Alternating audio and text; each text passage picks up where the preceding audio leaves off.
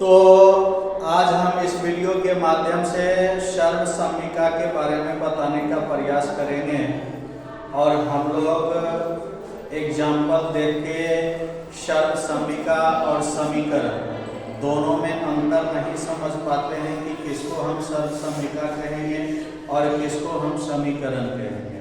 ठीक है, थोड़ा इसमें अंतर होता है। तो सर्वसम्मिका कहते किसको हैं?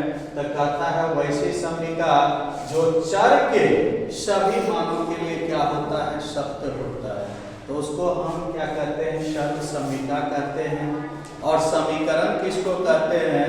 तो कहता है कि जो चर के कुछ मानों के लिए क्या हो? सत्य हो, तब वह क्या कहलाता है? समीकरण कहलाता है।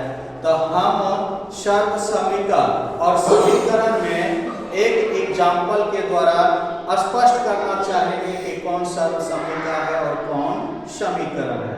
जैसे हम एक समीकरण यहाँ पर लेते हैं, x + 3 = 5। यह मेरे पास क्या है? समीकरण है। यहाँ पे हम x का मान यदि हम 0 रखते हैं, x का मान हम क्या करते हैं? 0 रखते हैं। तब इस 0 को यहाँ पे बैठा के देखते हैं कि LHS RHS आपस में बराबर हो रहा है कि नहीं हो रहा है। इसके बाद हम x का मान 1 रखेंगे, 2 रखेंगे, 3 रखेंगे, 4 रखेंगे। इस तरीका से x का विभिन्न मान यानी चर का विभिन्न मान रखते हुए हम ये देखने का प्रयास करेंगे कि मेरा LHS और RHS आपस में बराबर हो रहा है कि नहीं। यदि चर के कोई भी मान अगर हम रख रहे हैं और LHS RHS आपस में बराबर हो रहा है, तब वह सर्वसम्मिका कहलाएगा।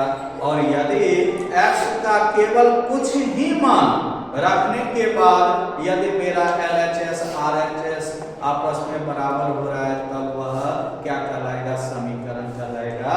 तो यहाँ पे हम समीकरण के बारे में पहले बता रहे हैं। जैसे x का मान 0 रखने पर जब इसको हल किया जाता है तो x + 3 = 5। तो x का मान यहाँ पर 0 रखे तो 0 + 3 = 5। यहाँ हो गया 3, 0 में 3 जोड़ेंगे तो 3 = 5। क्या 3 और 5 आपस में बराबर है? नहीं है। तो बराबर नहीं है तो इसका नॉट। यहाँ पर हम देख रहे हैं कि 0 का x का मान 0 रखने पर मेरा LHS RHS आपस में बराबर नहीं हो रहा है। पुनः हम x का वैल्यू क्या रखते हैं? 1 रखते हैं। तो 1 रखने पर हम यहाँ पर देखते हैं x + 3 = 5। तो x का वैल्यू 1 + 3 = 5। तो 4 3 + 1 तो 4 = 5। यहाँ भी हम देखते हैं कि LHS और RHS आपस में बराबर नहीं हो रहा है। ठीक है, पुनः हम x का मान क्या करते हैं? 2 रखते हैं। x का मान कितना रखते हैं? 2। तो प्रश्न क्या है? x + 3 = 5। x का वैल्यू 2 तो 2 + 3 = 5। तो 2 और 3 5 = 5। इसमें हम क्या देखते हैं कि LHS और RHS क्या हो गया? बराबर हो गया। तो यहाँ पर हम इस प्रश्न में क्या देखते हैं कि x का वैल्यू जब हमने 0 रखा तो LHS और RHS बराबर नहीं हुआ। x का वैल्यू जब हमने 1 रखा तो LHS RHS आपस में बराबर नहीं हुआ। x का वैल्यू जब हमने 2 रखा तो LHS और RHS क्या हो गया? आपस में बराबर हो गया। तो यहाँ पे चर का केवल एक मान के लिए यह क्या हुआ? सत्य हुआ। केवल एक ही मान के लिए यह क्या हुआ? सत्य हुआ। इसलिए यह क्या कहलाएगा? समीकरण कहलाएगा। यह सर्वसम्मिका नहीं कहलाएगा। ठीक है, यह क्या कहलाएगा? समीकरण कहलाएगा। अब सर्व समीका का अब मान हम रख के देखते हैं, तो इसमें भी एक एग्जाम्पल है। x प्लस 1 into x plus 2 equal to x square plus 3x plus 2। ठीक है, अब यह मेरे पास सर्व समीका है या समीकरण है। तो इसमें भी क्या करेंगे कि चर का जो मान है, चर का विभिन्न मान रखेंगे। जिस तरीका से यहाँ पर चर के रूप में हम 0 रखे, 1 रखे, 2 रखे और उसके बाद हल किए, उसी तरीका से इसमें भी क्या करेंगे, चर का कुछ मान रखेंगे और मान रखने के बाद हम हल करने का प्रयास करेंगे और देखेंगे कि क्या LHS RHS बराबर हो रहा है या नहीं हो रहा है। तो हम यहाँ पर x का मान हम 0 रखते हैं। तो 0 जब रखते हैं तब क्या हो जाएगा, 0 plus 1 into 0 plus 2 equal to 0 का स्क्वायर प्लस 3 गुना 0 प्लस 2। ठीक है, तो 0 में 1 जोड़ेंगे तो कितना होगा, 1, और फिर 0 में 2 जोड़ेंगे तो कितना होगा, 2। ठीक है, अब ब्रैकेट हटेगा तो क्या गुना हो जाएगा,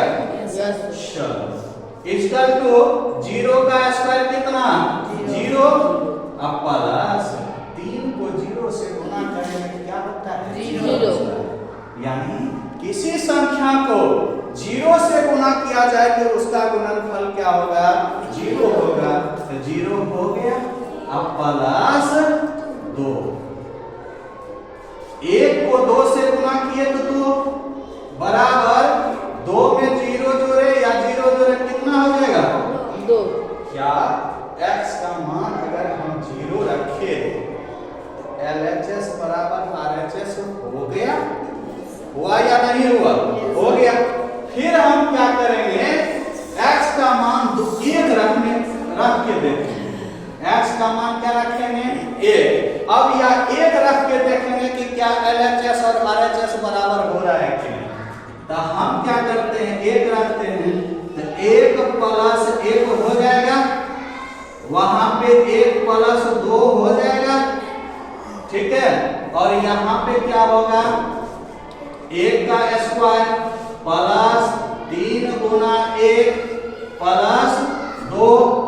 ठीक है, 1 को जोड़ेंगे कितना, 2 में 1 जोड़ेंगे कितना, 3। अब ब्रैकेट हटेगा तो गुना 1 का स्क्वायर 1, 3 को 1 से गुना किए तो 3 प्लस 2 को 3 से गुना किए 6। अब 3, 2, 5, 1, 6। x का मान 1 भी रखे तो LHS और RHS क्या हो गया, बराबर हुआ या नहीं हुआ। इसी तरीका से x का मान 2 भी रखेंगे तो LHS और RHS क्या हो जाएगा, बराबर हो जाएगा। 3 भी रखेंगे तो बराबर हो जाएगा, 4 भी रखेंगे तो बराबर हो जाएगा। ठीक है, तो यहाँ पे हमने क्या देखा कि चर के सभी मान के लिए यह क्या है, सत्य है। चाहे चर का मान 0 बैठाओ, चाहे 1 बैठाओ, चाहे 2 बैठाओ, चाहे 3 बैठाओ, चाहे 4 बैठाओ, चाहे 10 बैठाओ, कुछ भी मान रखो, यहाँ पे क्या हो जाएगा, LHS और RHS क्या हो जाएगा, बराबर हो जाएगा। तो जब चर के सभी मानों के लिए यह सत्य होगा तो इसको हम क्या कहेंगे, सर्वसम्मिका कहेंगे। क्या कहेंगे, सर्वसम्मिका। लेकिन चर के कुछ मानों के लिए जब सत्य हो तब उसको सर्वसम्मिका नहीं कह के क्या कहेंगे, समीकरण कहेंगे। जैसे यहाँ पर हमने क्या किया, x का वैल्यू 0 रखा तो LHS RHS बराबर नहीं हुआ। यहाँ पे हमने x का वैल्यू 1 रखा तो LHS RHS बराबर नहीं हुआ। यहाँ पे हमने 2 रखा तो LHS RHS बराबर हो गया। तो यहाँ पे क्या हुआ, कुछ मानों के लिए यह सत्य हुआ तो इसलिए यह समीकरण कहलाएगा। और यह क्या कहलाएगा? सर्वसम्मिका। समझने में किसी को कोई दिक्कत? तो समीकरण और सर्वसम्मिका में यही अंतर होता है। कोई तरीका का कोई दिक्कत नहीं ना?